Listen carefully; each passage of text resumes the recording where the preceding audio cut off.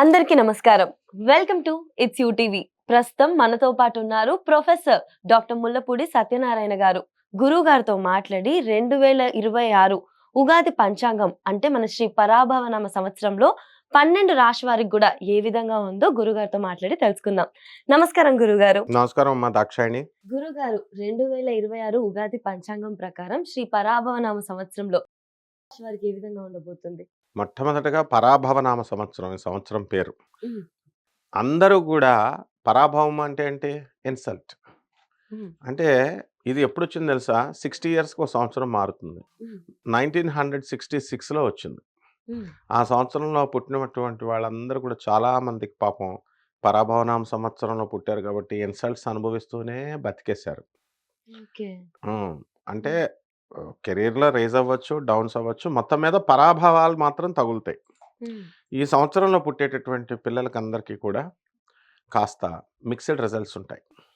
ఇది మొట్టమొదటిగా తెలుసుకోవాలా. ఇన్సల్ట్స్ చూడు చాలామంది టాప్ లెవెల్ చీఫ్ సెక్రటరీస్ పోస్టులకి వెళ్ళాల్సిన ఐఏఎస్ ఆఫీసర్‌లు సడెన్‌గా సస్పెండ్ అవ్వడం. లూప్ లైన్‌లోకి పోస్టింగ్స్‌కి వెళ్ళడం. అలాగే మినిస్టర్‌లుగా ఉన్న వాళ్ళు టప్పని పోస్టులు పోవడం చిన్న చిన్న కారణాలతో.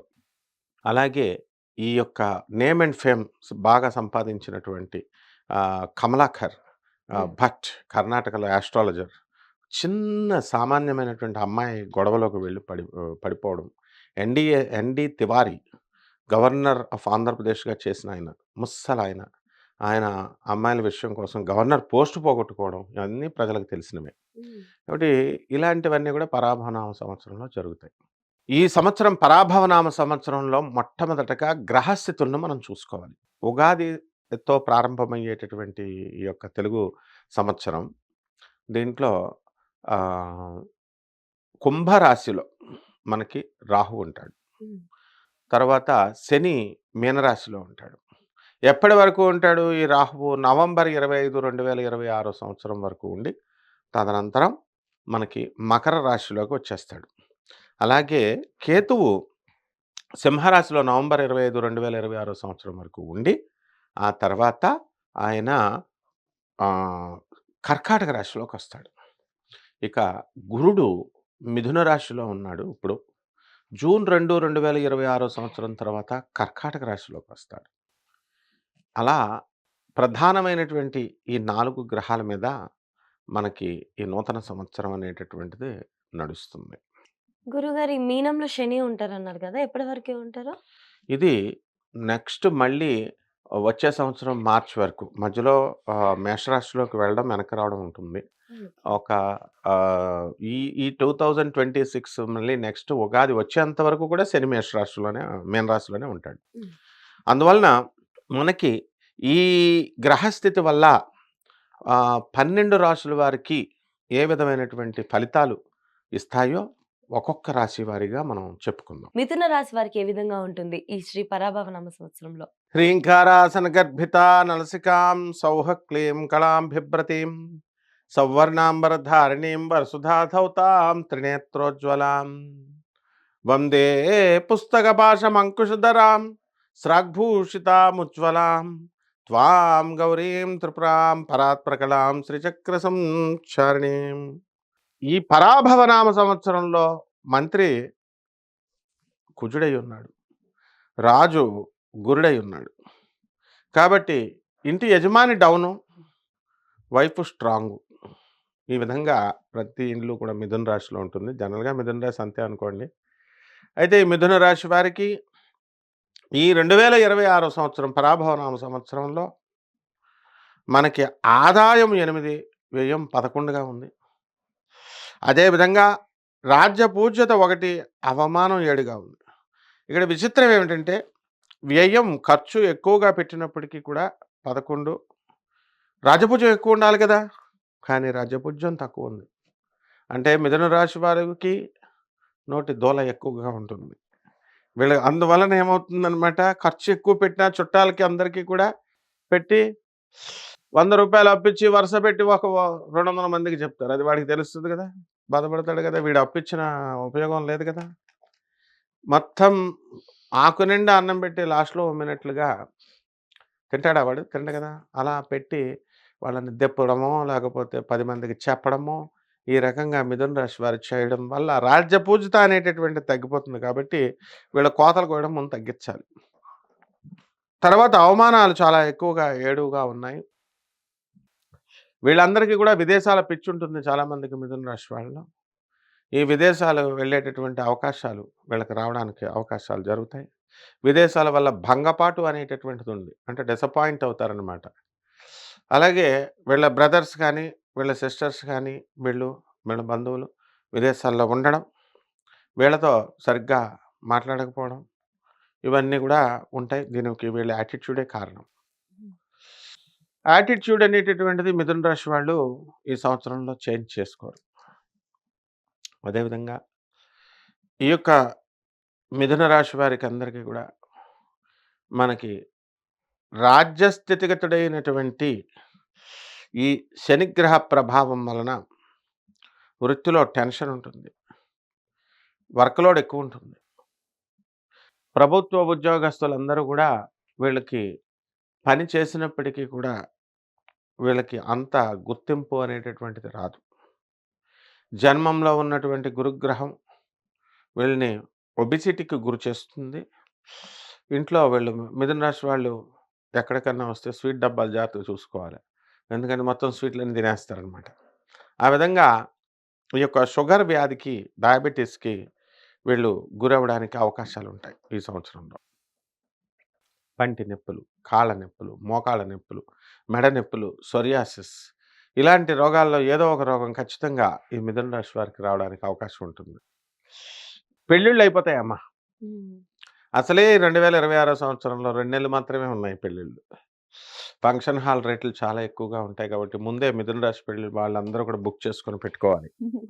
అలాగే ఈ మిథున రాశి వారికి వీళ్ళ పిల్లల నుంచి అనేకమైనటువంటి టెన్షన్స్ రావడానికి ఎక్కువ అవకాశాలున్నాయి. అలాగే ఈ మిథున రాశి వారి పిల్లలు పెళ్లి చేసుకుంటే చేసుకున్నారు. లవ్ మ్యారేజ్‌లు చేసుకుంటే చేసుకున్నారు.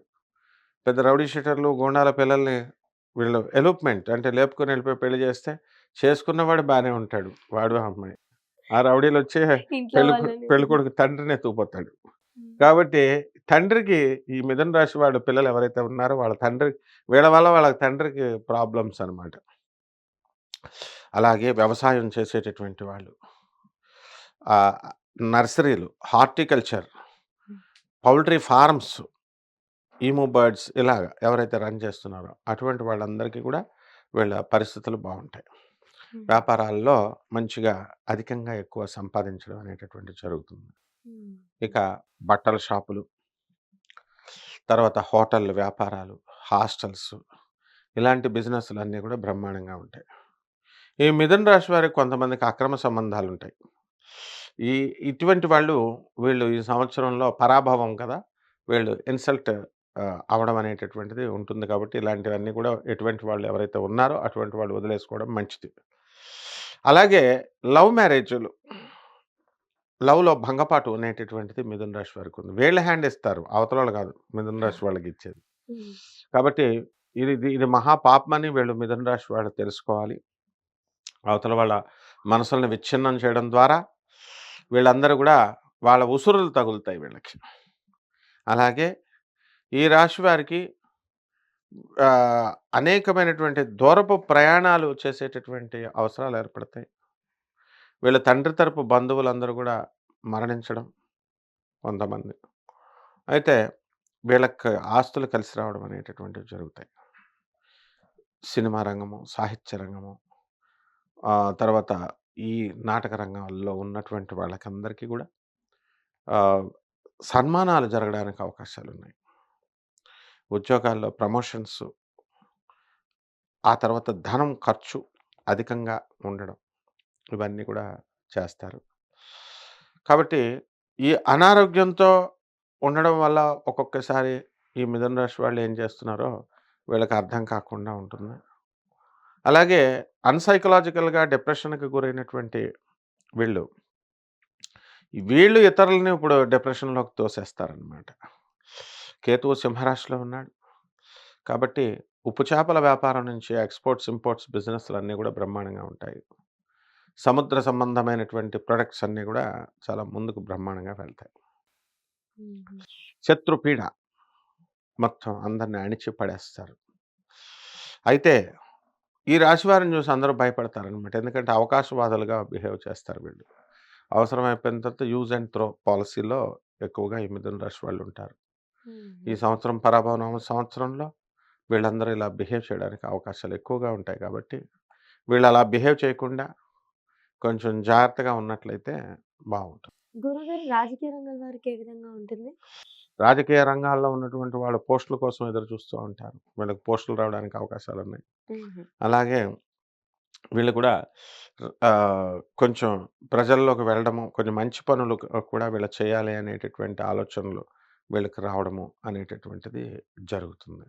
ఓకే. అలాగే సినిమా హీరోలు కానీ, సినిమా హీరోయిన్‌లు గానీ, వీళ్ళందరూ కూడా బ్రహ్మాండంగా వీళ్ళు సక్సెస్ అవుతారు.